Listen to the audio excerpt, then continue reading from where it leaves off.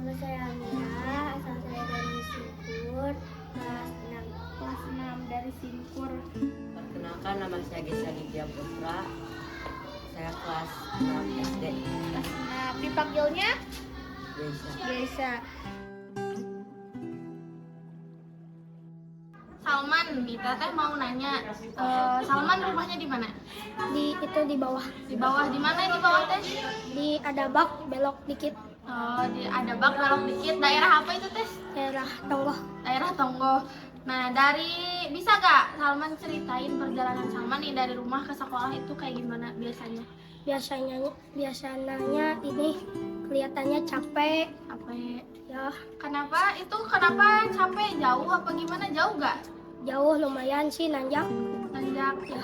Oh, berarti capek karena nanjak ya ke sekolahnya. Terus kira-kira ada hambatan gak? Hambatan di jalan kalau dari rumah ke sekolah, apa hambatannya? Ada sakit kaki dikit lah. Sakit kaki, pegel. Hambatannya sakit kaki, pegel karena nanjak dan jauh ya. Ya, Kira-kira berapa menit dari rumah ke sekolah? 5 menit sih. 5 menit. Terus apa sih yang bikin Salman tetap mau berangkat sekolah, tetap semangat berangkat sekolah? Aku mau menyampaikan cita-citaku. Mau ngejar cita-cita jadi semangat sekolah. Nah, apa sih cita-citanya Salman? Cita-citaku mau jadi masinis. Mau jadi masinis? Ya. Oke, hebat.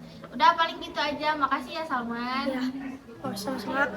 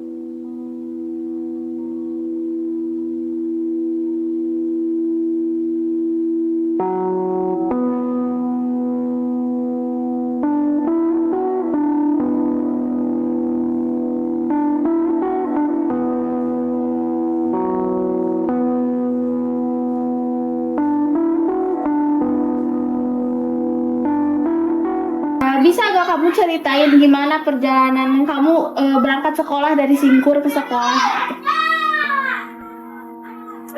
Berangkat jam setengah 7.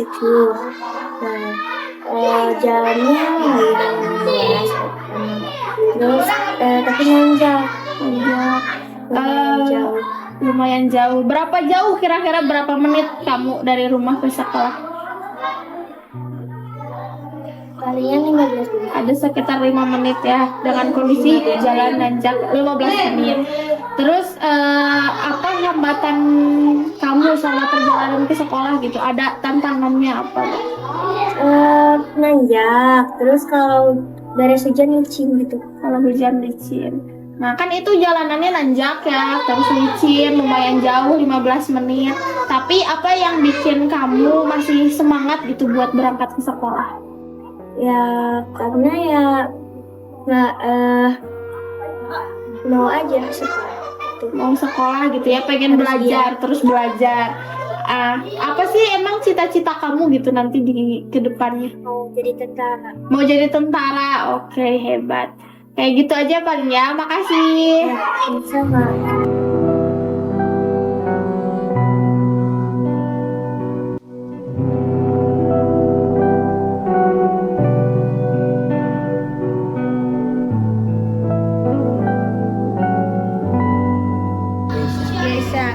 Geisha, Teteh mau nanya nih. Geisha, rumahnya di mana? Balai bisa gak Geisha ceritain perjalanan Geisha kalau berangkat sekolah setiap hari itu gimana? Aku bangun jam 5, terus ke sholat, udah sholat mandi, kalau udah mandi kita makan dulu soalnya Takut bekal bekal. Berangkat suka jam berapa? jam setengah 7 Itu perjalanannya gimana? Jauh? jauh. Jauh. Berapa menit kira-kira dari rumah? Kalau jalannya cepat setengah jam, kalau Setengah jalannya jam. lambat 1 jam. Bisa sampai 1 jam, berarti cukup jauh ya perjalanannya. Kira-kira ada rintangan nggak, hambatan gitu kalau berangkat sekolah, apa yang bikin lama? Ada Apa? kan suka nungguin teman, temennya lama jadi suka telat. Kalau kondisi jalannya kayak gimana? Jalannya lurus aja, gampang dilewatin, atau misalkan banyak batu atau kayak gimana? Banyak banget. Banyak bebatuan, jadi susah gitu ya kalau berangkat sekolah. Apalagi kalau hujan mungkin ya, banyak tanah licin gitu ya. Ya terus apa sih yang bikin Geisha tuh tiap hari masih semangat gitu, masih mau berangkat sekolah? Karena banyak teman-teman. Karena banyak teman-teman, jadi semangat sekolah karena biar bisa belajar bareng sama teman-teman gitu ya. Terus apa cita-cita Geisha gitu? Cita-citaku jadi Usaha yang sukses ya, amin. Kayak makasih Geisha.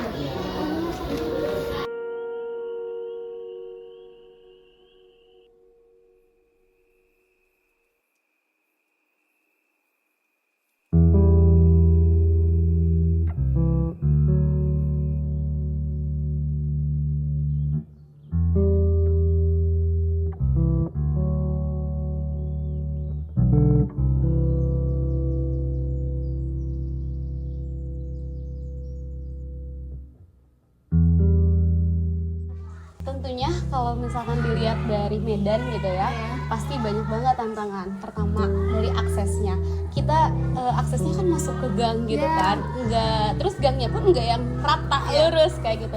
Ini tanjak kan, kalian juga merasakan mungkin ya kayak gimana.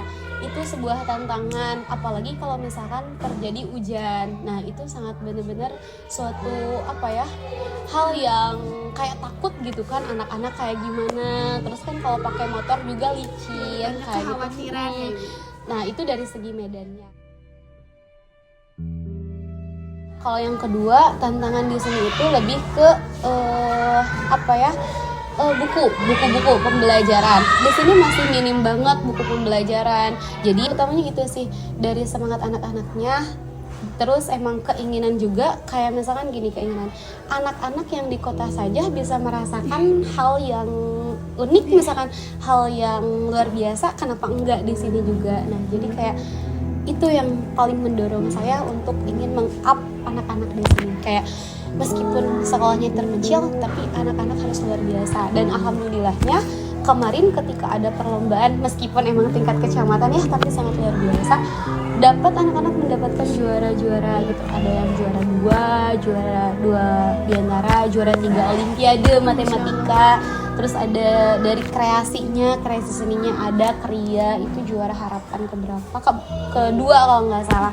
Jadi emang meskipun kita daerahnya yang kayak gini, tapi kita tidak menutup kemungkinan untuk berprestasi kayak gitu. Seperti yang tadi saya ucapkan ya, kita sangat membutuhkan banget akan buku literasi. Kenapa? Karena kan kunci dari keberhasilan itu adalah membaca ya. Nah itu inginnya saya itu kayak meskipun misalkan ya ini daerahnya kayak gini, tapi banyaklah buku-buku, karena biar anak-anak itu lebih mengenal, kayak bacalah literasi, pengetahuannya semakin bertambah kayak gitu.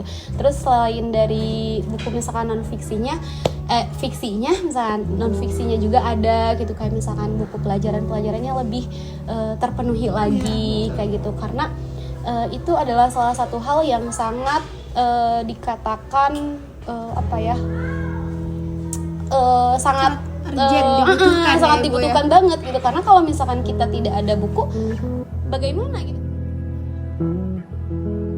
Harapan untuk anak-anak, harapannya semoga anak-anak yang di sini bisa bersaing secara sehat dengan anak-anak yang lain, jangan merasa aku tinggalnya nih di desa yang emang terpelosok lah bisa dikatakan gitu.